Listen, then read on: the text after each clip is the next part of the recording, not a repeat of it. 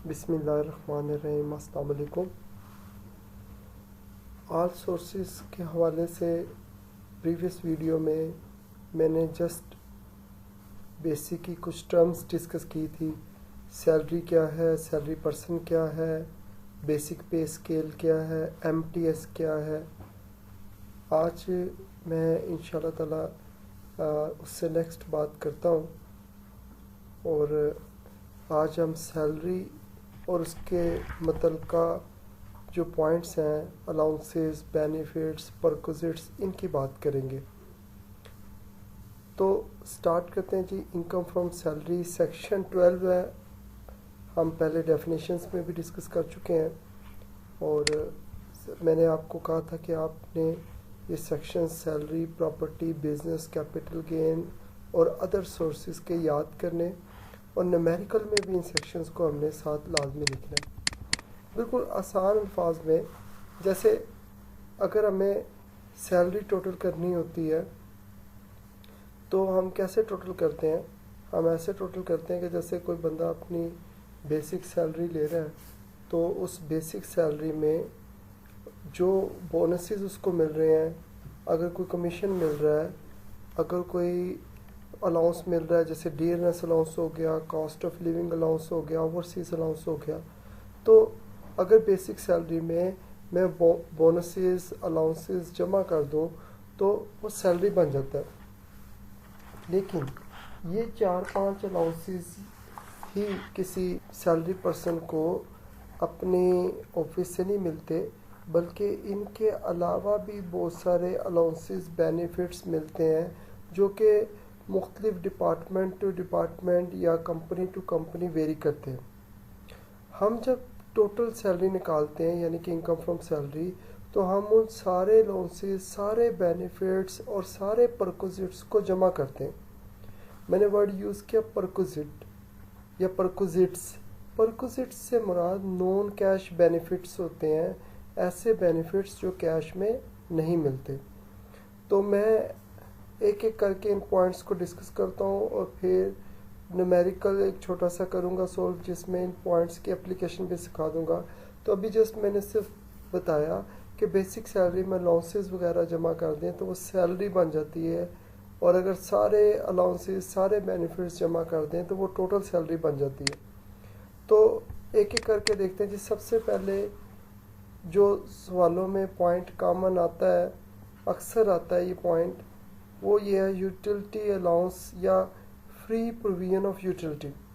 अगर ऑफिस वाले किसी एम्प्लॉय को, अगर एम्प्लॉयर अपने किसी एम्प्लॉय को ऐसी कोई फैसिलिटी दे रहा है जिसमें यूटिलिटी फैसिलिटीज़ आती हैं, या अलाउंस दे रहा है जो कि डेफिनेटली कैश में दे रहा होगा, तो वो टोटली टैक्सेबल है।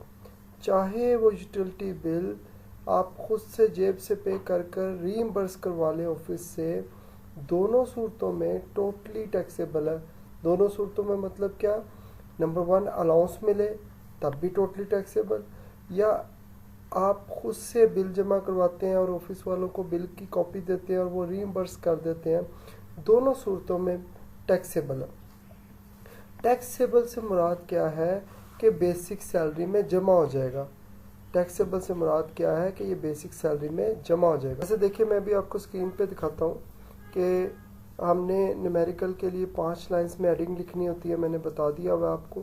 तो जैसे ये देखिए, मैंने लिखा बेसिक सैलरी, तो बेसिक सैलरी जितनी इस पर्सन को मिलती है वो लिखूँगा। सपोज करें वो मिलती है 6 लाख। अब इसको यूटिलिटी अलाउंस मिल रहा है, तो यूटिलिटी अलाउंस भी मैं इसमें जमा कर दूँगा।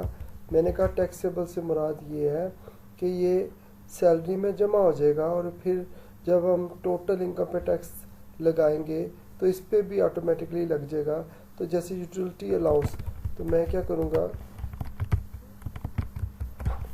जमा कर दूँगा, इसमें आउटर कॉलम में लिख दूँगा। जैसे सपोज करें 3000 मिल रहा है, तो मैं इसी तरह और भी जो अलाउंसेस हैं या बेनिफिट्स हैं वो हम पढ़ते जाते हैं, देखते जाते हैं।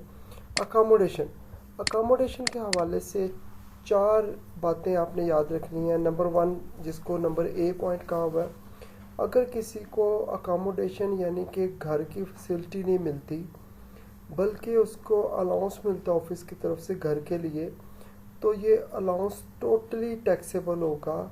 और टैक्सेबल का मतलब मैंने अभी आपको समझा दिया कि बेसिक सैलरी में जमा हो जाएगा। लेकिन अगर अलाउंस की जगह उसको अकोमोडेशन मिल जाती है फर्निश या अनफर्निश, फर्निश या अनफर्निश में बड़ा थोड़ा सा फ़र्क है। जब हम बात करते हैं अकोमोडेशन अनफर्निश, तो मतलब ये कि उसमें बेसिक कुछ फैसिलिटीज़ मौजूद हैं, जैसे उसमें थोड़ा बहुत फर्नीचर मौजूद है और थोड़ी बहुत क्रॉकरी मौजूद है। लेकिन जब मैं बात करता हूँ फर्निश की, तो मतलब ये कि उसमें एसी भी है, एलसीडी भी लगी हुई है, उस अकोमोडेशन में कुछ लग्जरी फैसिलिटीज़ भी मौजूद हैं। तो अगर आपको क्वेश्चन में दिया हुआ है कि रेंट फ्री, फर्निश या अनफर्निश अकोमोडेशन, तो इसका ट्रीटमेंट क्या करेंगे, टैक्स ट्रीटमेंट क्या करेंगे। आपने क्वेश्चन में देखना है कि उस अकोमोडेशन की एनुअल वैल्यू क्या है।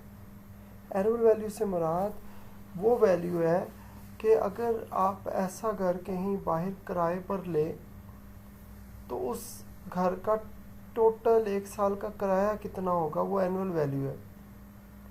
या जैसा घर ऑफिस वालों ने आपको दिया वैसे घर का टोटल एनुअल रेंट कितना हो सकता है, वो एनुअल वैल्यू है। आपने एनुअल वैल्यू को इनर कॉलम में लिखना है और उससे कंपेयर करना है 45% of MTS. MTS minimum time scale, जो हमने लास्ट क्लास में डिस्कस किया था, उसको एमटीएस का 45% लेना है। अगर एमटीएस नहीं है तो बेसिक सैलरी का 45% ले लेंगे और एनुअल वैल्यू और 45% में से दोनों में से जो कम होगा वो आउटर कॉलम में सैलरी में ऐड कर देंगे, जैसे मैं अभी आपको दिखाता हूँ। आपको अगर सवाल में अकोमोडेशन दी हुई तो आप ऐसे लिखेंगे अकोमोडेशन, इनर कॉलम में उसकी, बल्कि नीचे लाइन में हम लिखते हैं उसकी एनुअल वैल्यू। इनर कॉलम में ये काम करेंगे। सपोज करें एनुअल वैल्यू है इस अकोमोडेशन की, लेट्स सपोज कर लेते हैं 3 लाख। अब मैं 45% ऑफ एमटीएस लूँगा। अब अगर सवाल में एमटीएस नहीं है तो फिर मैं बेसिक सैलरी का 45% ले लूँगा। बेसिक सैलरी यहाँ हमारे क्वेश्चन में कितने लाख है, हमारे क्वेश्चन में बेसिक सैलरी है 6 लाख। तो अगर सवाल में एनुअल वैल्यू नहीं है तो मैं बेसिक सैलरी का ले लूँगा 6 लाख का 45% ले लूँगा, वो 6 लाख। अगर एमटीएस होता तो हम एनुअल एमटीएस का ले लेते। तो 45% मैंने लिया।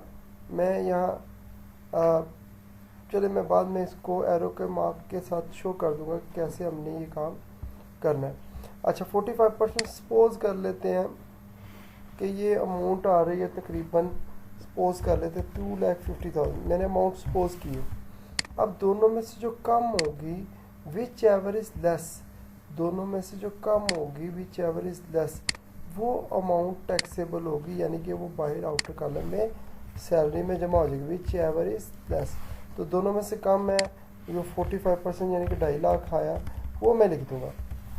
तो ये इस तरह से आपने इसका ट्रीटमेंट करना है अकोमोडेशन का। अच्छा, अगर अकोमोडेशन बी पॉइंट हो गया, इसके बाद अगर अकोमोडेशन की जगह ऑफिस वाले कहते हैं कि आप अपनी मर्ज़ी से कहीं घर ले लें किराए पर, और उसका जो किराया बनता है वो हम खुद पे कर देंगे उस घर के ओनर को। इसे कहते हैं rent ceiling paid by employer. तो इस सूरत हाल में ट्रीटमेंट वैसे ही है। उसकी एनुअल वैल्यू आपको दी होगी क्वेश्चन में, आपने 45% ऑफ एमटीएस, और अगर एमटीएस नहीं है तो बेसिक सैलरी का लेके कंपेयर करना है, और विच एवर इज़ लेस। तो दोनों का ट्रीटमेंट सेम है लेकिन हेडिंग डिफरेंट है। यहाँ अकोमोडेशन नहीं है, रेंट सीलिंग है। कभी कभी ऐसा होता है कि आपको अकोमोडेशन दी गई मुफासिल एरिया में। मुफासिल एरिया क्या होता है, अदर देन बिग सिटी जो एरियाज़ होते हैं उन्हें मुफासिल एरिया कहते हैं।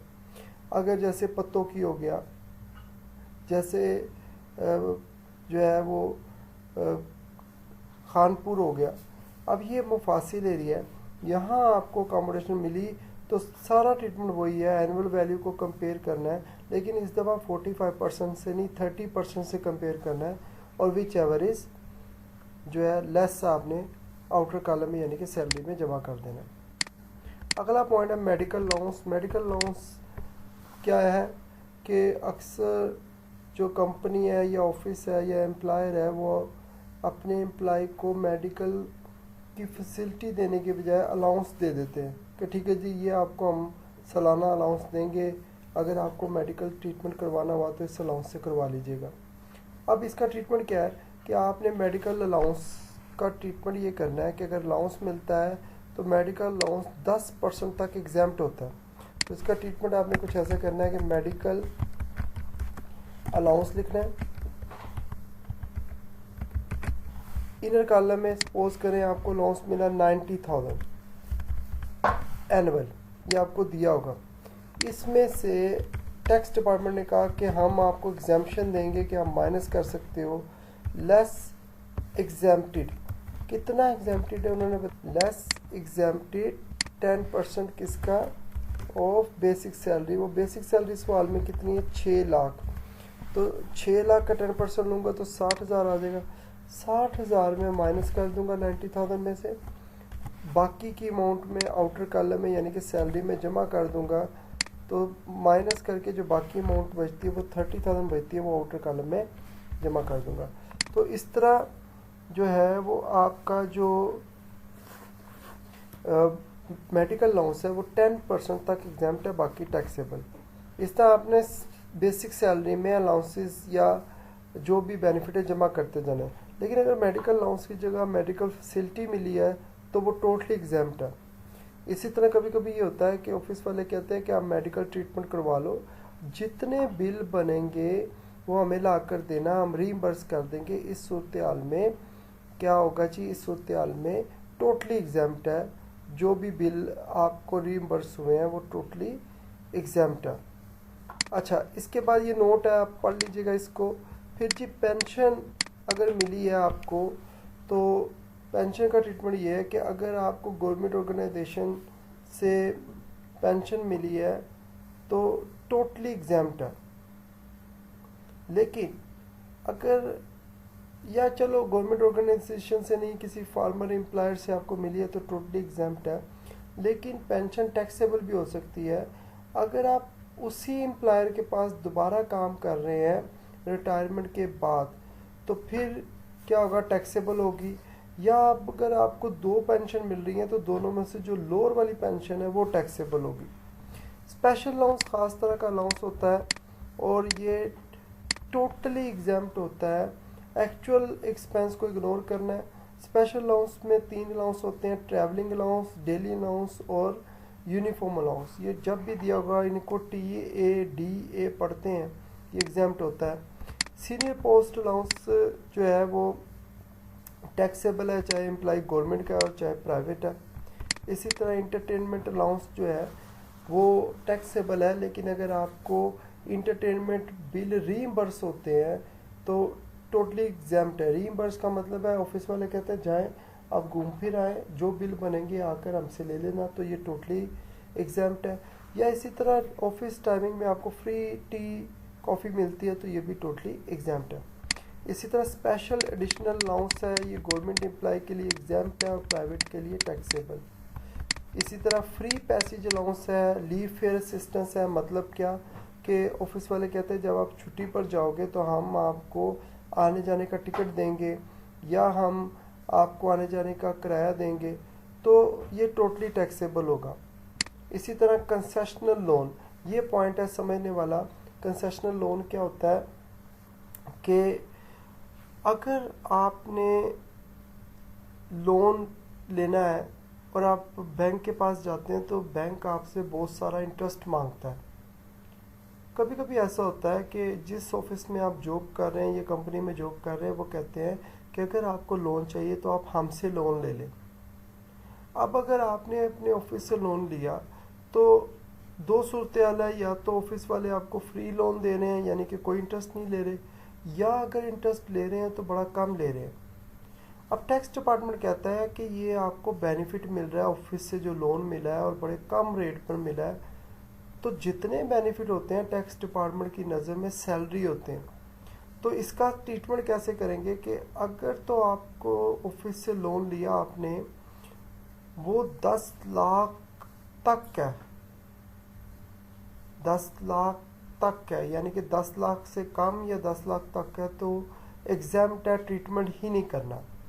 लेकिन अगर आपको ऑफिस से लोन मिला 10 लाख से ज़्यादा, तो अब आपने बड़े ध्यान से काम करना है।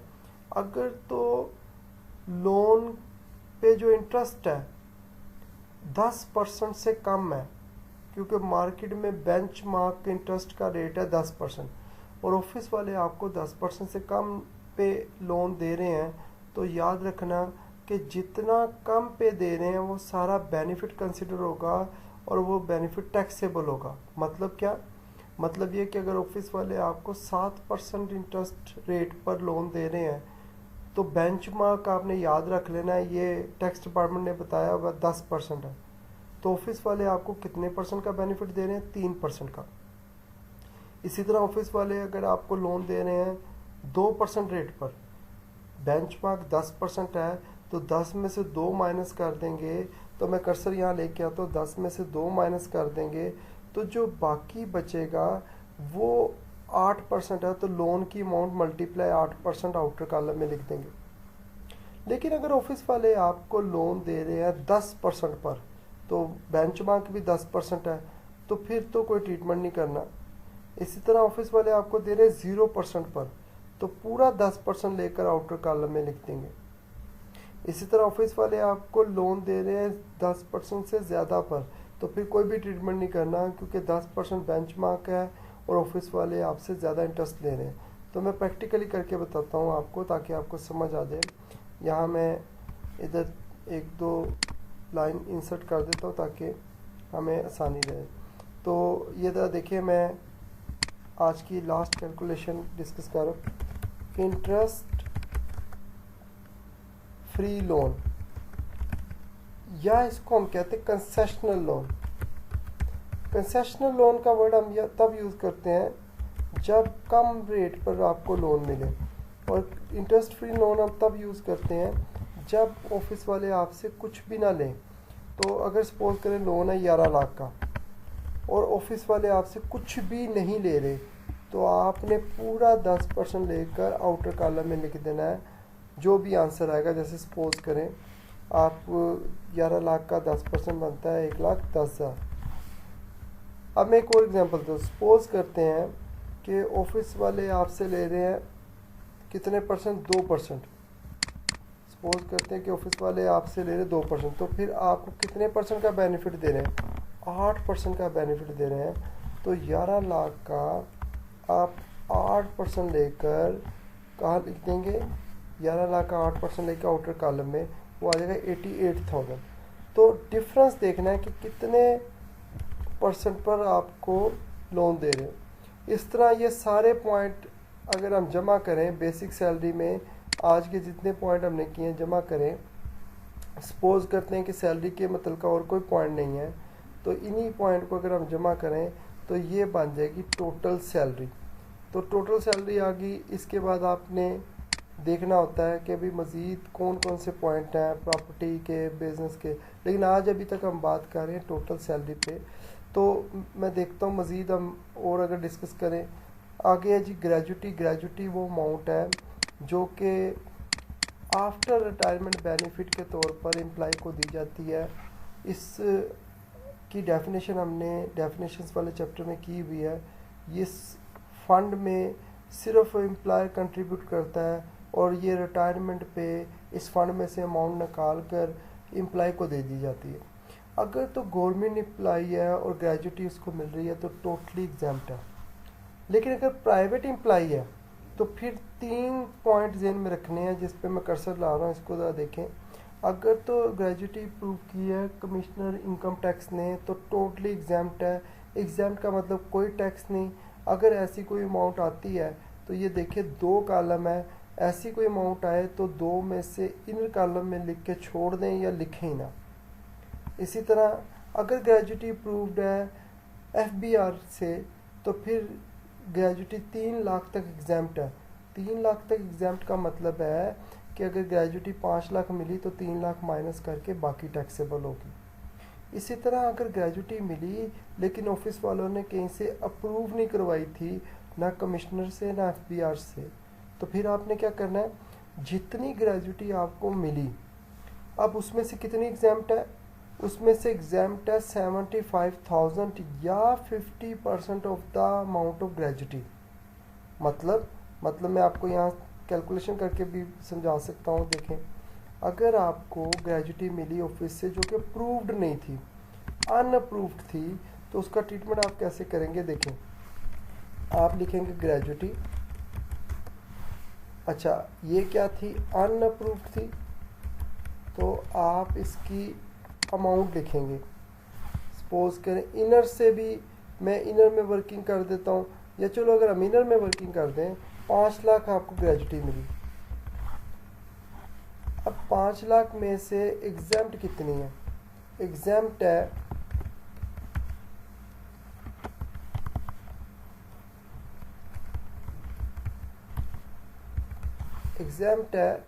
अब मैं एग्जाम्प्ट वाली इनर कॉलम में लिखता हूँ 75,000 और क्या है 50% ऑफ ग्रेजुटी। ग्रेजुटी 5 लाख है तो 5 लाख का 50% कितना आ जाएगा, 2.5 लाख।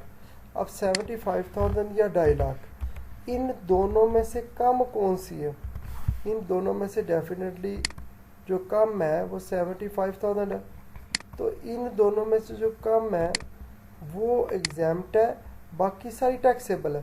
तो मैं इन दोनों में से कम वाली एग्जाम्प्ट है तो मैं लिख देता हूँ, ये देखिए विच एवर इज लेस, वो कितनी है, वो है जी 75,000।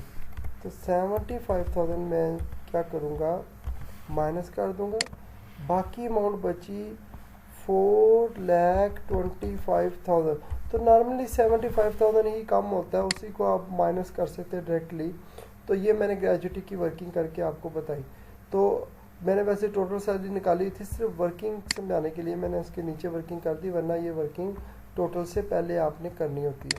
अच्छा जी, ये था जी आज का आखिरी पॉइंट। अगली वीडियो में मैं कन्वेंस से स्टार्ट करूँगा और इसको एंड तक लेकर चलूँगा, तो इस तरह सैलरी के सारे पॉइंट ख़त्म हो जाएंगे। तो इंशाल्लाह अगली वीडियो में हम मज़ीद बात करते हैं।